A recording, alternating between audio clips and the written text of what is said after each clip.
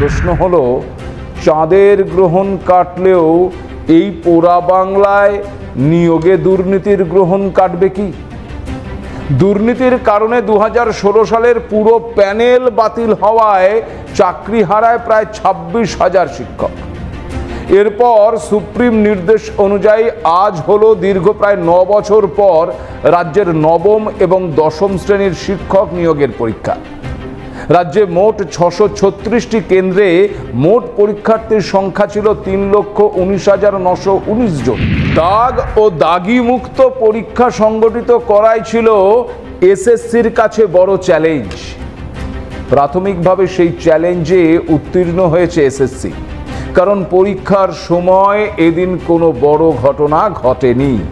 যে বিষয়গুলো নিয়ে আতঙ্ক ছিল তার মধ্যে ছিল ওই প্রশ্নপত্র ফাঁস, দাগিদের পরীক্ষায় বসে যাওয়া, চাকরি হারাদের দ্বারা বড় ধরনের কোনো বিক্ষোভ সংগঠিত হওয়া ইত্যাদি ইত্যাদি। পরীক্ষা শেষে এসএসসি তাই বলতেই পারে, যাক বাবা, ঘাম দিয়ে গ্রহণ ছাড়ল। কপাল ভালো যে আশঙ্কাগুলোর কোনোটাই এবারে পরীক্ষায় ঘটেনি। কিন্তু প্রশ্ন হলো, এরপরেও কি এই পরীক্ষা দাগমুক্ত বা দাগিমুক্ত হবে? বাংলার নিয়োগে দুর্নীতির গ্রহণ কি সত্যিই কাটবে? পূর্বের ভুল থেকে শিক্ষা নিয়ে এবারের পরীক্ষায় কড়া নিরাপত্তার ব্যবস্থা করেছিল। পরীক্ষা কেন্দ্রে ঢোকার আগে দেহ তল্লাশি করা হয়। ক্যালকুলেটর বা অন্য কোনো ইলেকট্রনিক্স সরঞ্জাম যন্ত্র নিয়ে প্রবেশ করা ছিল একেবারে সম্পূর্ণ নিষিদ্ধ। জলের বোতলে স্টিকার লাগানোর ক্ষেত্রেও জারি ছিল নিষেধাজ্ঞা।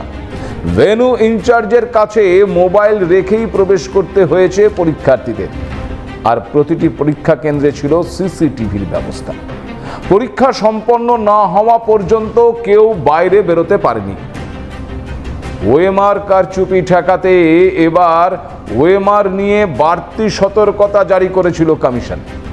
নতুন নিয়ম অনুযায়ী পরীক্ষার্থীরা এই ওএমআর-এর কার্বন কপি সঙ্গে করে বাড়ি নিয়ে গেছে।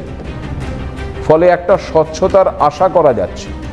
এছাড়াও এবার প্যানেল এবং ওয়েটিং লিস্টের মেয়াদ থাকবে নিয়োগের প্রথম কাউন্সিলের পরে 1 বছর পর্যন্ত। যদিও কমিশন রাজ্য সরকারের আগাম অনুমতি নিয়ে তার মেয়াদ আরও 6 মাস বৃদ্ধি করতে পারবে। তাহলে কি বলা যায় অগ্নি পরীক্ষায় সফল হলো এসএসসি? কমিশন মান রক্ষা হবে, দাগমুক্ত হবে এই নিয়োগ পরীক্ষায়? চন্দ্রগ্রহণের অশুভ প্রভাব পড়বে কি নিয়োগ পরীক্ষার ওপর? প্রশ্নগুলো শুধু আমাদের নয়, প্রশ্নগুলো ঘোরাফেরা করছে ওই যারা পরীক্ষা দিয়েছেন পরীক্ষার্থীদের মনেও। বলি, আমরা তো ইতিহাস পড়েছি, সেখানে সক্রেটিস কি নিজে থেকে বিষ খেতে চেয়েছিলেন? খাওয়ানো হয়েছিল সরকার।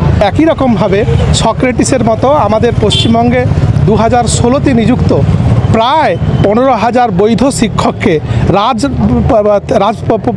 রাজনীতির পক্ষ থেকে আমাদেরকে হেমলের বিষ খাওয়ানো সম্পূর্ণরূপে সরকারের দায়। সরকার নিজের চূড়ান্ত ব্যর্থতা, নিজের অযোগ্যতা এইটা ঢাকা দেওয়ার জন্য আজকে আমাদেরকে পরীক্ষায় বসিয়েছেন। ভাবুন, অপরচুনিটি বাদ দিয়ে চাকরি করতে এসেছি কেবলমাত্র শিক্ষকতা করব বলে। আজকে এই জায়গায় সক্রেটিসের মতো বিষ খাইয়ে দেওয়া, এটা মন থেকে কোনোভাবেই মেনে নেওয়া যায়। মানে এটা তো একটা লজ্জার ব্যাপার। আবার পরীক্ষা দিতে হলো, যোগ্যতা একবার প্রমাণ করেছি, আবার প্রমাণ করার জন্য আবার দিতে হলো। তো একটা কথা না বলেই পারছি না যে এই কলমটাকে একটু দেখাবেন। হ্যাঁ, তো আগের দিন আমাদের এসএসসির ওখান থেকে বলা হয়েছিল কমিশন থেকে ট্রান্সপারেন্ট কলম দিয়ে লিখতে হবে। তো সরকার থেকে কলমটা দিয়েছে, এটা কি আদৌ ট্রান্সপারেন্ট?